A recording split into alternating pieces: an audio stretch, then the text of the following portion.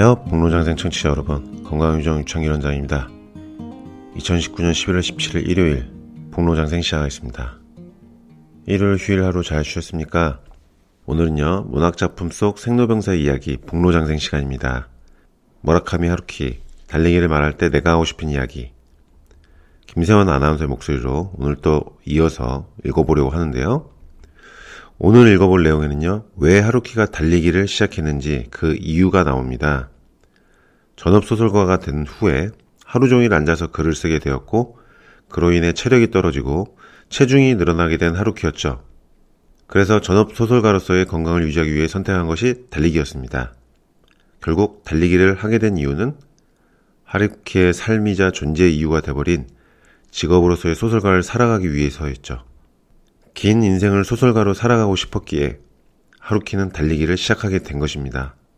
우리가요, 어떤 운동을 규칙적으로 하려면요, 이런 동기 유발이 굉장히 중요합니다. 운동 자체가 좋아서 할 수도 있겠지만요, 운동을 통해 건강을 회복하고 내가 회복한 건강을 이용해서 뭔가 꾸준히 지속해 나가야겠다는 생각 말이죠. 저의 경우는 진료를 오래 하기 위해서, 그리고 제가 생각하고 있는 연구 결과를 얻기 위해서는 건강을 유지해야 한다는 생각으로 운동을 하고 몸 관리를 합니다.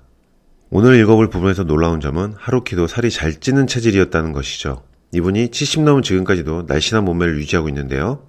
달리기를 하지 않았더라면 아마도 체중이 많이 불어나 있었을 겁니다. 그리고 늘어난 체중 상태에서는 장편소설을 쓰기 위한 체력이 뒷받침되지 못하죠. 아마도 하루키가 달리기를 꾸준히 해오지 않았다면 우리는 하루키의 소설을 단 몇 편 정도만 볼 수 있었을 겁니다. 그리고 하루키는 하루 60개 피의 담배를 피울 때도 있었던 흡연자였는데요. 달리기를 통해서 금연에 성공합니다. 여기에서 금연을 하기 위한 동기유발 방법이 나오죠. 달리기를 더 잘하고 싶다는 생각에서 담배를 끊는 강력한 동기유발이 되었음을 알 수 있습니다.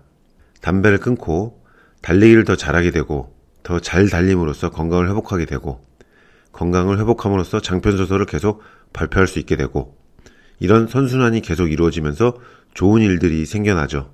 이렇게 건강을 유지하는 것은 내 삶을 유지시키고 내 삶의 변화를 이끌어냅니다.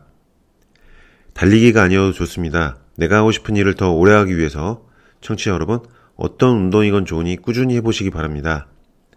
달리기를 말할 때 내가 하고 싶은 이야기, 김세원 아나운서의 목소리로 60에서 63페이지까지 읽어보겠습니다. 길지 않으니까요, 함께 잘 들어보셨으면 좋겠습니다. 일요일 휴일 마무리 잘 하시고요.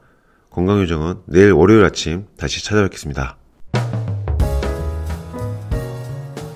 그런데 막 전업소설가가 된 내가 맨 처음 직면한 심각한 문제는 건강의 유지였다. 본래 주의하지 않으면 살이 찌는 체질이다. 지금까지는 매일매일 격렬한 육체 노동을 해왔기 때문에 저체중의 안정상태로 머물러 있었지만 아침부터 밤중까지 책상에 앉아서 원고를 쓰는 생활을 하게 되자 체력이 점점 떨어지고 체중은 불어났다.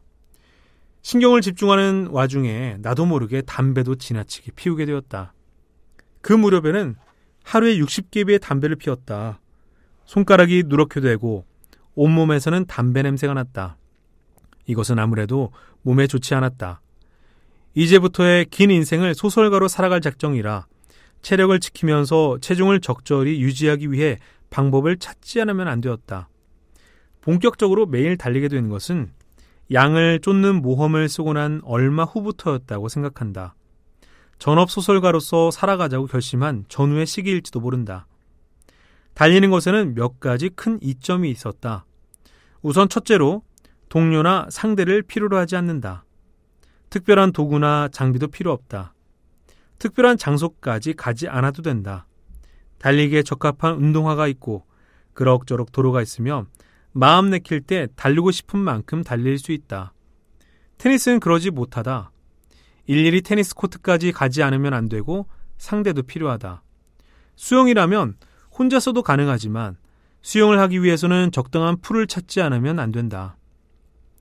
나는 가게를 접고 난 후 환경을 바꿔야겠다는 생각도 있어 지바현의 나라시노로 이사했지만 당시 그 일대는 완전히 숲풀로 우거진 시골이어서 근처에는 제대로 된 스포츠 시설 같은 건 하나도 없었다. 그래도 도로만은 갖춰져 있었다. 자유대의 기지가 근처에 있었기 때문에 차량 이동을 위해 도로는 잘 정비되어 있었다. 그리고 요행이 집 근처에 니혼대학의 운동장이 있어서 이른 아침나절 그곳에 400m 트랙을 자유롭게 쓸 수 있었다. 그래서 나는 스포츠 종목으로 거의 망설임 없이 혹은 선택의 여지가 없었다고 해야 할까 달리기를 선택했다. 그러고 나서 얼마 있다가 담배를 끊었다. 매일 달리게 되면 담배를 끊는 것이 자연스러운 일이었다. 물론 금연은 간단한 일이 아니었지만 담배를 피우면서 달리기를 매일 계속할 수는 없다.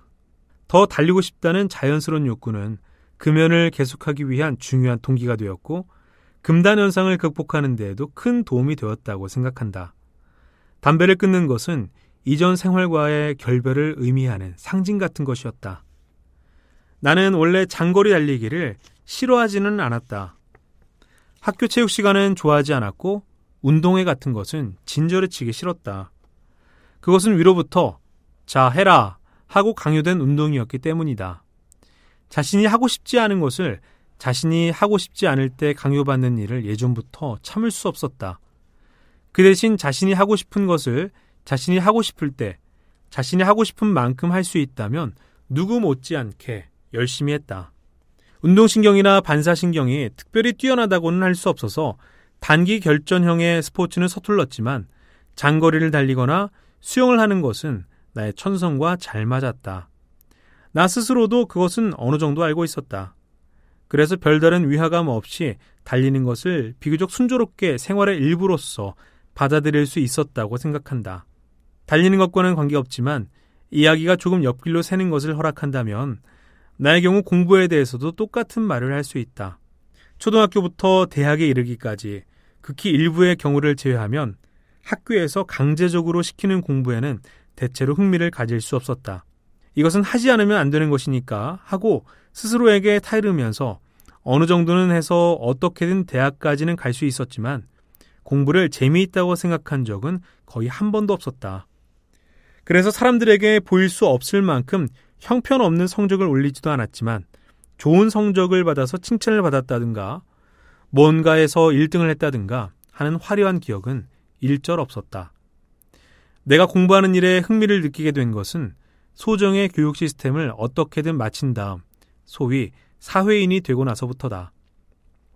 자신이 흥미를 지닌 분야의 일을 자신에게 맞는 페이스로 자신이 좋아하는 방법으로 추구해가면 지식이나 기술을 지극히 효율적으로 몸에 익힐 수 있다는 것을 깨달았다. 가령 번역 기술도 그렇게 해서 나만의 스타일로 내 돈을 들여가면서 하나씩 익혀나갔다. 그래서 어느 정도의 수준에 이르기까지 시간도 걸렸고 시행착오도 거듭했지만 그런 만큼 배운 것은 확실하게 내 것으로 만들었다.